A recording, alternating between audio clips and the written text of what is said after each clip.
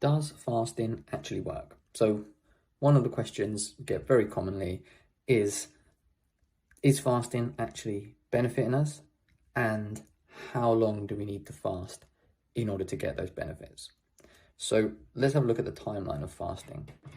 In the first 4 hours of being fasted, your body is just really converting the food you've eaten into nutrients in the body. It's building up your muscles, your cells, repairing them. Once you get past 4 hours, from 4 to 16 hours is the next stage. And this is where you're going to enter a couple of important things. One is ketosis.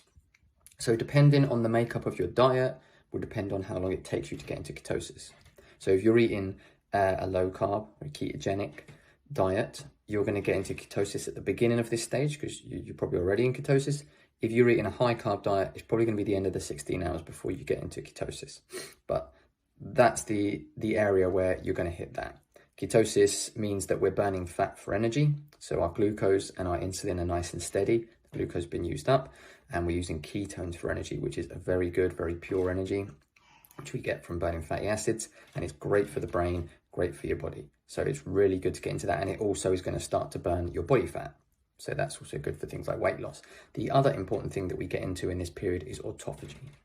Now, autophagy is where our body goes around, it clears out all of the rubbish. So any cells which are damaged and old, it breaks them down, takes them back, and builds them into brand new cells.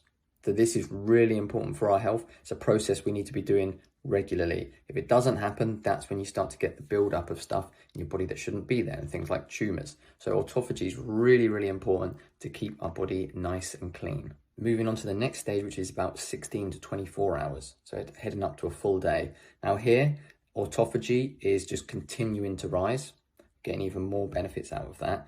Obviously, we're still in ketosis, we're still producing our ketones, and also we start to get a boost of human growth hormone.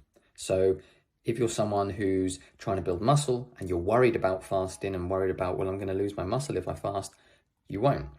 You get a great boost of human growth hormone, which you can take advantage of. The best thing you can do is work out while fasted. That's where you can build muscle. If you fast and you sit around and do nothing, then you could get muscle wastage if you're doing a long-term fast. But if you exercise, you take advantage of that boost of human growth hormone, you're going to have no issues with that. The next real phase is just from 24 hours to 72 hours, so up to 3 days. Now in this stage, autophagy is going to peak in your ketosis, your ketone production is going to peak. Your body is running absolutely perfectly, really clearing it out. And also we start to see production of something that's called BDNF, which is brain-derived nootropic factor. This has been shown to have really great benefits for the mind on mental clarity, on focus, on our ability to learn and memory. As you see, the majority of the benefits you're going to get up to 72 hours. There's not too much need to go beyond, but if you do, there are a couple of benefits that you can slightly take advantage of. Over 72 hours, again, your ketosis is going to continue. That's going to continue to rise. Autophagy, while it's probably not going to go up any more the rate, it's going to continue. And also, you're going to get stem cell production. So it's been shown that fasting over 72 hours signals the liver to start signaling for stem cell production, which is going to help you to repair things in your body that need repaired. And it does this through the production of a hormone called IGF-1. Looking at it, the main benefits from fasting you get up to 72 hours. If you have a specific reason to go longer than 72 hours, you could do. Long fast like this, you don't need to do really often. It's just a now and again. People should be intermittent fasting a decent amount each day, but long fasts you only need to do now and again, maybe a couple times a year, maybe once a month, not really any more than that.